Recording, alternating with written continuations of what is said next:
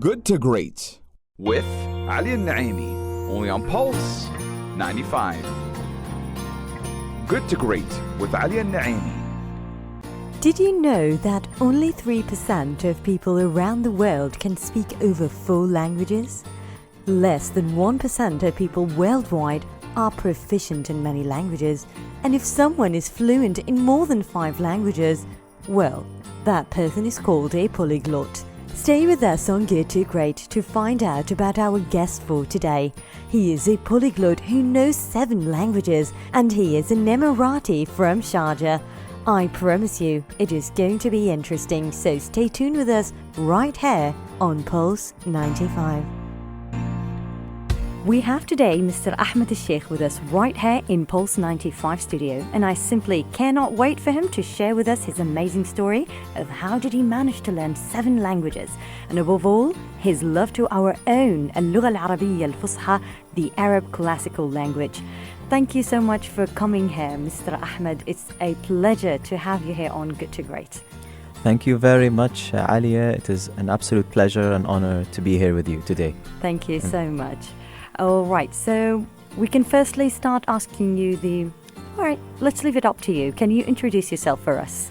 So, my name is Ahmed bin Al-Sheikh. I am an Emirati from Sharjah. Mm-hmm. I am a polyglot that speaks 7 languages. Mm-hmm. That's amazing. And I work in the tourism industry. Mm-hmm.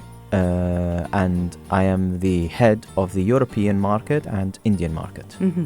Amazing. All right. So there's a little secret about Mr. Ahmed and I. We know each other offset, correct? That is correct. Yes. So we used to work together. Yes, and we did. we used to always converse and talk how much are we interested in learning languages. But then, because I myself speak Japanese, Mr. Ahmed excelled me, and he did the impossible, and he learned 7 languages, and I didn't know when did you learn these 7 languages. I was really surprised. I was really surprised when you told me, okay, so I know you have the love for learning languages, Yes. but I did not know you're actually working to learn 7 languages, which is quite amazing, to be honest. Well, I never had a number in mind. Mm-hmm. Yes, it just happened, as time moved on. You're very hardworking, and you're a hardworking person, and that's what I know. Bless you. All right, so Mr. Ahmed, let's ask you a question about those 7 languages. Now, learning 7 languages might not be easy at all, because as we know, there are different meanings and different pronunciations. Every language has its, let's say, own, what we can call it, own difficulty or own process to learn. Yes. How did you manage to learn 7 languages, and what are the languages that you know? Can you please tell us the languages and then tell us how did you manage to learn them all? Well, so we can begin. We have the Arabic language, which is my mother tongue, Mm-hmm. a language that I'm very fond of and I highly value. Mm-hmm. I learned the English language in school, and French, I learned it in school and with a tutor, Mm-hmm. as well as online video calls and in an institute. Right. Then we have Spanish, German, Portuguese, and Italian, all done through online video calls. Online video calls? Yes. So you've taken all the courses through the internet? That is correct, yes. That's amazing. And how do you evaluate the online courses? Do you think that they're very, very efficient? Is it different than going to the institute itself and learning the language, or did it make a difference, or do you think that if you go to an institute to learn the language it would be much easier? Well, there are pros and cons in everything. So with an institute, you have to keep in mind that it will definitely cost more to study. Then you have the driving, which you have to the on transportation, the time. yes, to arrive there on time, and you're not guaranteed to even have a person from that country that speaks that language that will be teaching you. That's true. That's very true. Yes, a native speaker. So you see, learning a language is not just learning words. You're actually learning a culture. And you learn a culture when you have someone from that country speaking that language, and that's what makes it meaningful and more attractive to me. So the online video calls gave you all of that? Yes, because in that website that I use, you choose the language, you choose the nationality of the professor, you choose your own budget and calendar dates and so on, and you're good to go. And you're good to go. One thing that actually I would like to highlight is that it's very true. If you want to learn the language from an institute, you will have to, let's say, it would be more time consuming because of the traffic, of the time, of the driving. So it consumes all of your time. So if you do it online, I think it's much more easy. That's correct. This is why many institutes, especially during the pandemic, they adopted the online video call method as well. Amazing. So Yes. I think all thanks to the pandemic. Well, the pandemic, yeah. There are both Pros and cons, pros just and like cons you and said. everything. Yes, exactly. All right. So, Mr. Ahmed, now let me ask you about the secret of your motivation. Why are you so motivated to learn languages? Though I know why, because we know each other off-set and off the studio, but Yes. let's have our listeners know. Why are you so motivated to learn the languages? Well, you see, when you learn a language, it broadens your horizons. It's a skill as well. So for example, if you have someone that knows 2 languages and the person that knows 5, and they're both of the same level, and they're both going to get a certain job, who will be more likely to be accepted? The person who has more languages, or the person who knows more languages. Exactly. So, and you will get closer to people when you speak in their own mother tongue. You can easily do intercultural exchange, and definitely learning languages improves your memory and brain power, improves communication as well. That's true. That's very true. And it's just that when I speak in their own language and I see them feeling very happy and surprised, You feel delighted as well. yes, and the same goes the other way. When I faced many non-Arab speaking the Arabic language, especially اللغة العربية الفصحى, which is the modern standard Arabic, very well, that impressed me and it made me even appreciate my language more. That's amazing. That's a very, very beautiful statement from Mr. Ahmed al-Sheikh. All right, so we will be back after a quick break on Pulse 95 and on Good to Great, so stay tuned with us right here on Pulse 95. Okay, so Mr. Ahmed, now before I ask you my question, let me ask you another question, which is, let's talk some languages. Yes. All right, I want you to speak Portuguese. Like, give me a greeting or something, like a sentence in Portuguese. Would you like the Portuguese from Portugal or from Brazil? Oh, they're different. Of course. Oh, and really? and even throughout certain regions in Portugal are different from the other, as well as Brazil. Oh, So I'll give you an example. So for example, okay. in the Portuguese from Portugal, we would say Bom dia, como estás? Estás bem hoje? Oh my, oh my. So basically what I said is good morning, how are you? Are you fine? Now I'll switch to the Brazilian Portuguese. Bom dia, tudo bem com você? Oh my. Saying, Sounds Yes. very difficult. The Brazilian one sounds very difficult. But I did catch como estás. Como estás in Spanish as well. This como Yeah. estás, it means Yes. how are you, right? Yes. So the languages are kind of related? yes, they are Latin languages. They have some similarities and as well as some differences. Amazing. Amazing. That's simply amazing. The listeners are very happy. I'm sure they are.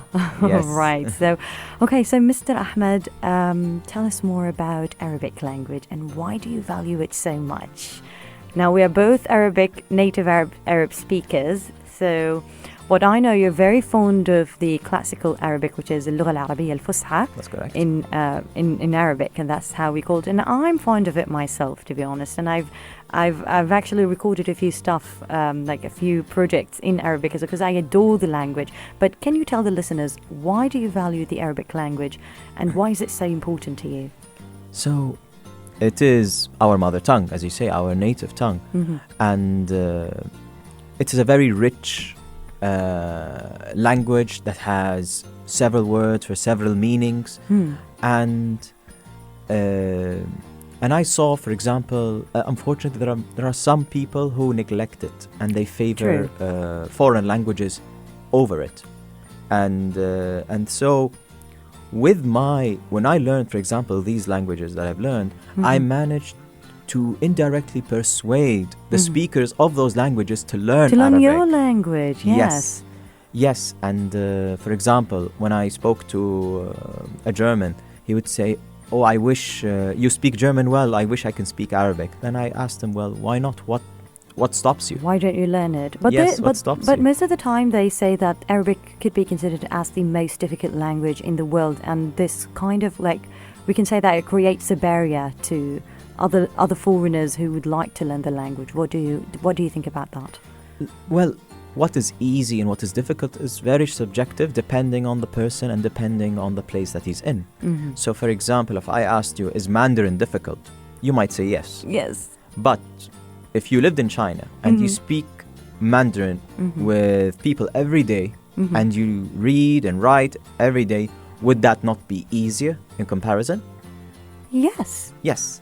So it really depends on the person himself, that if he really wants to learn, he will be able to do it. And now, even though, for example, I do not practice these languages in my every day-to-day life, when I go out, for example, I manage to practice them in other ways, whether it's through my own friendships that I've made, or social media, or even through online video calls with my professors.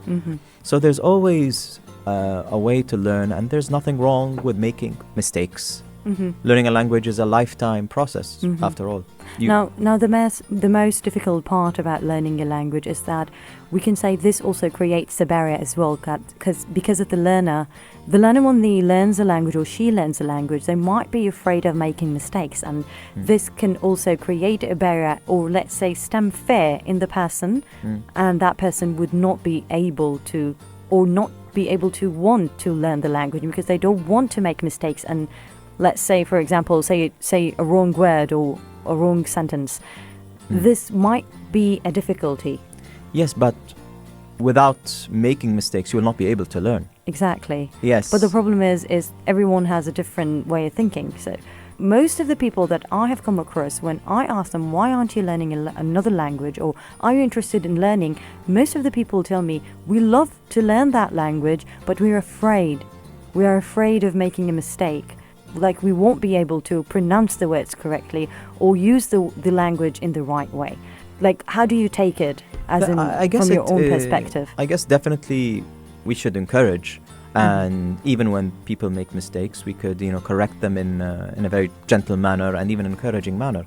Yes. So, for example, when it comes to the Arabic language, I've seen many non-Arabs speaking Arabic very well, even more than many other Arabs I know. Amazing. Yes, so for example, I have a friend from Paraguay who learned the Arabic language for 15 years, and he speaks it very well. MashaAllah. Yes, and you can go on YouTube and you can see Chinese children, Western adults speaking Arabic very well. That's amazing. All right, so Mr. Ahmed, let me ask you about your most notable accomplishment or achievement. Tell me more about yourself in terms of your accomplishment. What is your most notable achievement when it comes to learning languages?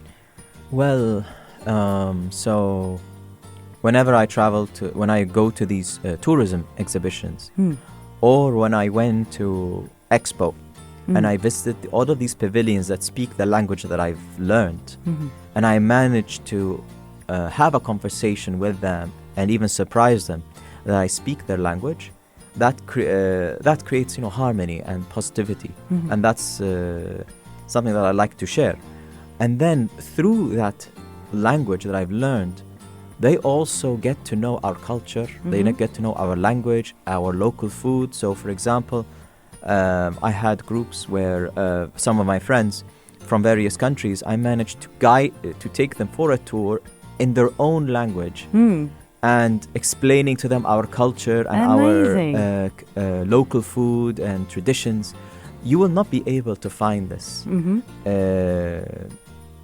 For example, it'll not be easy to find an Emirati speaking 7 languages that will guide you in your own language, and expressing the culture through their own country. And that's amazing. And I do reckon one time I was passing during Sharjah Heritage Days and I saw you with a bunch of tourists.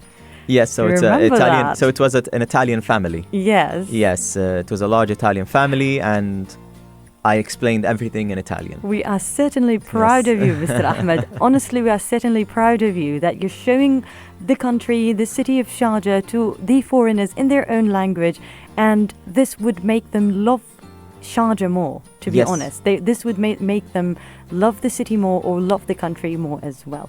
All right, so Mr. Ahmed, let's talk about your inspiration. Whom are the people who inspire you, and are you inspired by someone specific from the family, from celebrities, or let's say historian characters, so on? Who is your inspiration?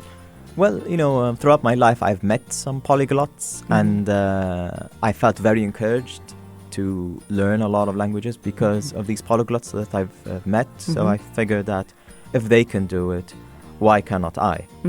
And definitely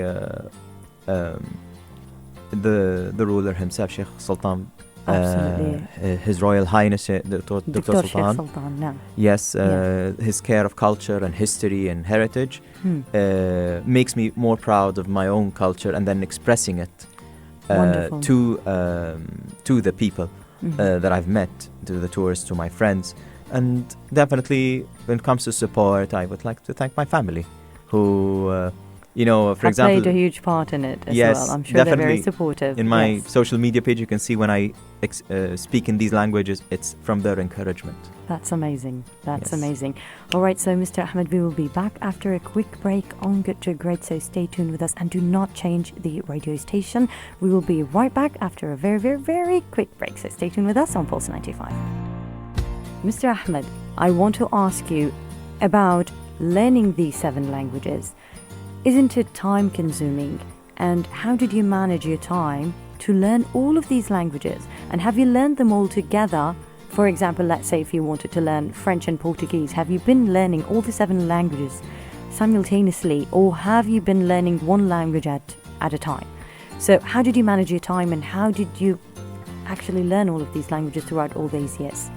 Well, I have to admit it is challenging. It's not easy, especially to juggle all of these languages at the same time in order to not forget and to practice more.